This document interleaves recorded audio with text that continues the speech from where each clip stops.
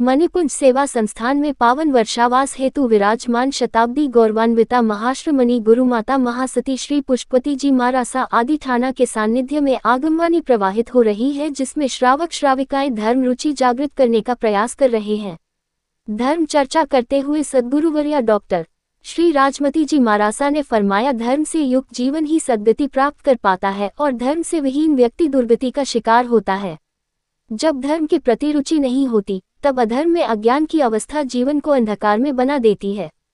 ऐसी स्थिति कभी कभी भयंकर पापों का कारण बन जाती है। धर्म के प्रति रुचि न होना पाप है, अतः सदैव जागृत रहें और पापों व अशुभ कर्मों से अपनी आत्मा की रक्षा करें। साध्वी डॉक्टर श्री राजरश्मि जी मारासा ने फरमाया, जैसा चित हराम में वैसा हरि में होए, चला जाए बैकुंठ में पल्ला न पकड़े कोय। इस उक्ति के अनुसार अगर व्यक्ति जितनी एकाग्रता और रुचि से सांसारिक पाप कार्यों में प्रवृत्ति करता है, यदि उतनी तन्मयता से प्रभु भक्ति कर ले तो मुक्ति निश्चय समझो। जब तक भौतिक पदार्थों के प्रति लगाव बना रहता है तब तक कभी शांति अनुभव नहीं हो सकती। नश्वर पदार्थों और शाश्वत आत्मा में भेद विज्ञान समझने के लिए विवेक चक्षुओं को खोलना होगा। साध्वी डॉक्टर श्री राजरिद्धि जी मारासा ने सुखविपाक सूत्र की स्वाध्याय करते हुए फरमाया, आगम पढ़ना सुनना भी एक प्रकार का तप है। संघ मंत्री कैलाश चंद गैलेरा ने सभा में तपस्या के प्रत्याख्यान लेने वालों की अनुमोदना की और बाहर से पधारे दर्शनार्थियों का स्वागत किया।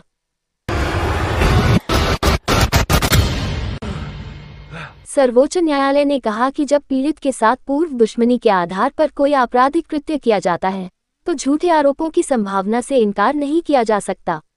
हालांकि पक्षों के बीच दुश्मनी किसी अपराध के लिए मकसद स्थापित कर सकती है, लेकिन यह व्यक्तिगत रंजिश से प्रेरित झूठे आरोपों की संभावना भी पैदा करती है।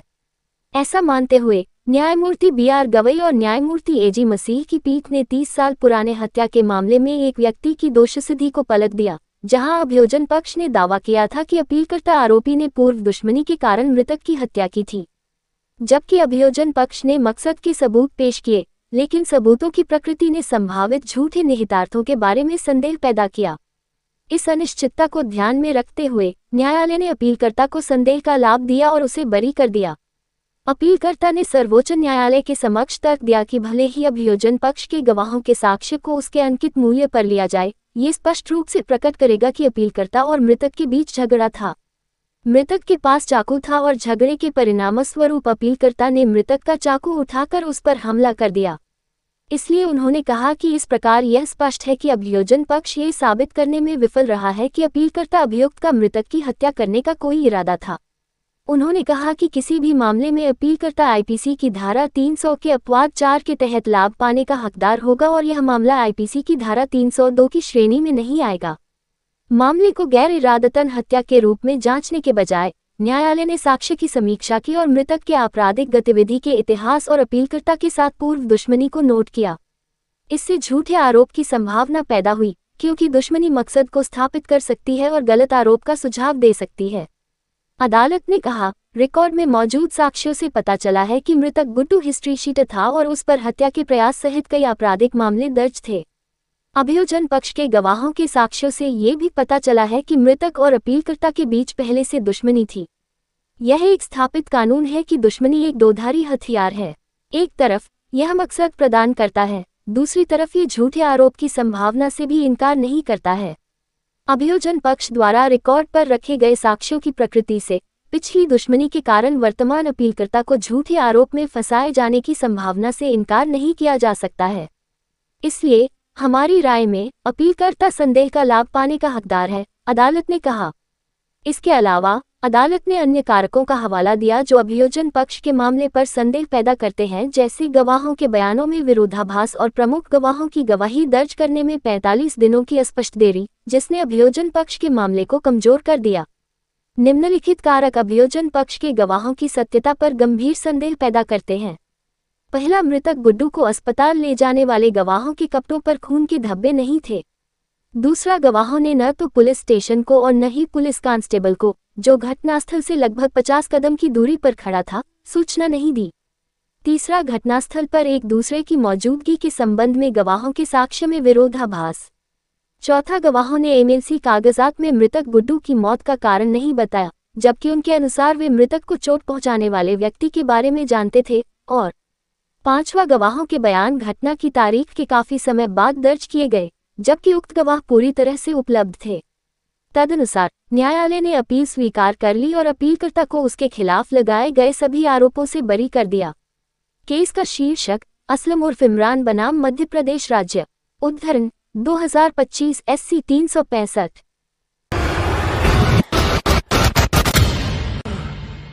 भारतीय जनता पार्टी द्वारा चलाए जा रहे हर घर तिरंगा अभियान की तैयारी को लेकर विधानसभा स्तरीय बैठक नगर पालिका सभागार में आयोजित की गई, जिसमें कार्यकर्ताओं को अधिक से अधिक संख्या में इस अभियान से जुड़ने का आह्वान किया गया। जिला महामंत्री राजचंद बागड़ी ने बैठक को संबोधित करते हुए बताया कि पार्टी देश की स्वतंत्रता दिवस के अवसर को हर घर तिरंगा अभियान के तहत एक भव्य आयोजन के रूप में मनाना चाह रही है। पार्टी के सभी कार्यकर्ताओं को देश प्रेम की भावना से ओतप्रोत होकर बड़े जोश खरोश से मनाना है और तिरंगे के साथ सेल्फी लेकर सरल ऐप पर डाउनलोड करना है। स्वतंत्रता दिवस के विधायक महोदय श्रीमान शत्रुघ्न जी गौतम के नेतृत्व में एक विशाल और भव्य तिरंगा यात्रा निकाली जाएगी, जो पूरे केकड़ी शहर में घूमकर आम जनता तक राष्ट्रभक्ति की लहर पैदा करेगी, जिसमें पार्टी कार्यकर्ताओं सहित आम जनता की बड़ी संख्या में भागीदारी निभाएगी। केकड़ी पंचायत समिति प्रधान होनहार सिंह राठौड़ ने भी आम जनता से अपील की है कि भी अधिक से अधिक संख्या में हर घर तिरंगा अभियान से जुड़े अपने अपने घर पर तिरंगा पहनाए। बैठक में जिला उपाध्यक्ष विजय प्रताप सिंह शक्तावत,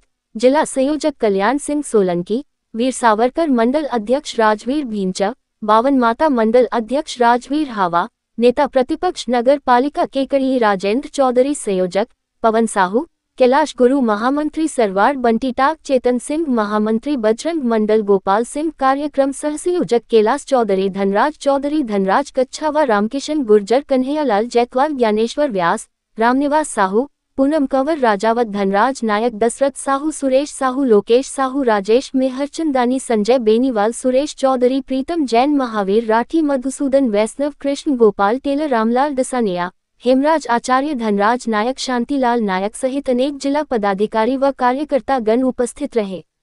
बैठक के अंत में केकड़ी शहर मंडल अध्यक्ष रितेश जैन ने सभी कार्यकर्ताओं का आभार व्यक्त किया।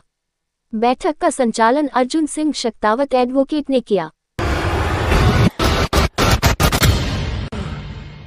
केकड़ी नगर में भक्ति, भजन और आध्यात्मिक ऊर्जा से सराबोर करने वाला भव्य आयोजन आगामी 15 अगस्त 2025 से शुरू होने जा रहा है। पुरानी केकड़ी सूरजपोल गेट के बाहर स्थित रामस्नेही वाटिका में 15 अगस्त से 25 अगस्त 2025 तक संगीतमय श्रीराम कथा का आयोजन होगा। श्री रामद्वारा चातुर्मास सत्संग समिति के व्यवस्थापक रामगोपाल सैनी ने बताया कि मधुर वाणी के प्रखर वक्ता संत श्री रामशरण महाराज केलवा वाले के मुखारविंद से प्रतिदिन रात्रि 8 से 10:30 बजे तक कथा का वाचन होगा। इसके साथ ही चातुर्मासीय नियमित सत्संग प्रतिदिन प्रातः 9:15 बजे से 10:15 बजे तक आयोजित किया जाएगा। आयोजन समिति का कहना है कि यह 10 दिवसीय कथा श्रृंखला न केवल भक्ति भाव को प्रगाढ़ करेगी, बल्कि समाज में धार्मिक और नैतिक मूल्यों को भी सुदृढ़ करेगी। रामद्वारा सेवा सत्संग समिति केकड़ी द्वारा श्रद्धालुओं से समय पर पधारकर इस आध्यात्मिक महोत्सव का लाभ लेने की विनम्र अपील की गई है।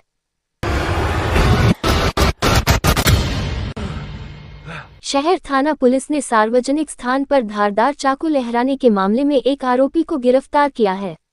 कार्यकारी थानाधिकारी घीसालाल ने बताया कि अवैध हथियारों की रोकथाम व आपराधिक गतिविधियों पर लगाम लगाने के लिए चलाए जा रहे विशेष अभियान के दौरान पुलिस को गुप्त सूचना मिली कि कर्मावती सकिल अजमेर रोड पर एक व्यक्ति धारदार चाकू लहराता हुआ रोडवेज डिपो की तरफ जा रहा है, जो किसी भी तरह की अनहोनी वारदात कर सकता है।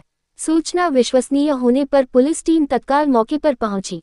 पुलिस को वर्दी में देखकर एक व्यक्ति चाकू छिपाकर भागने की कोशिश करने लगा, लेकिन पुलिस जाप्ते ने उसे पकड़ लिया।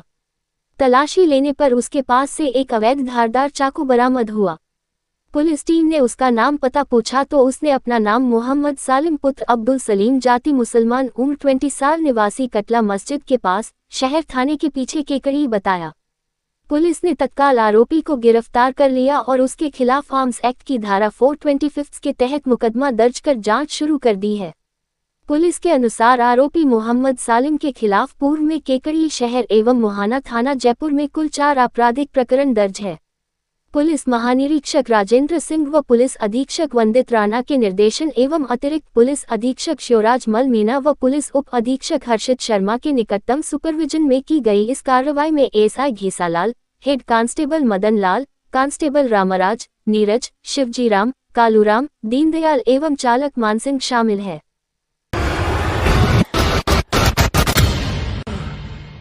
शहर थाना पुलिस ने पिछले 8 महीनों से तारीख पेशी से फरार चल रहे एक स्थायी वारटी को गिरफ्तार किया है। थानाधिकारी कुसुमलता मीणा ने बताया कि न्यायालय ने दहेज प्रताड़ना के प्रकरण में जसवंतपुरा थाना पिंडेर जिला भीलवाड़ा निवासी भागचंद बागरिया 29 पुत्र रामेश्वर बागरिया के खिलाफ स्थायी वारंट जारी कर रखा था।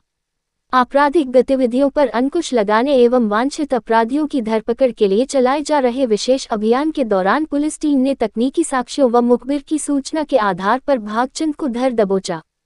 पुलिस टीम में थानाधिकारी कुसुमलता मीणा के साथ हेड कांस्टेबल राकेश, कांस्टेबल श्रवण, महेंद्र व कालूराम शामिल हैं।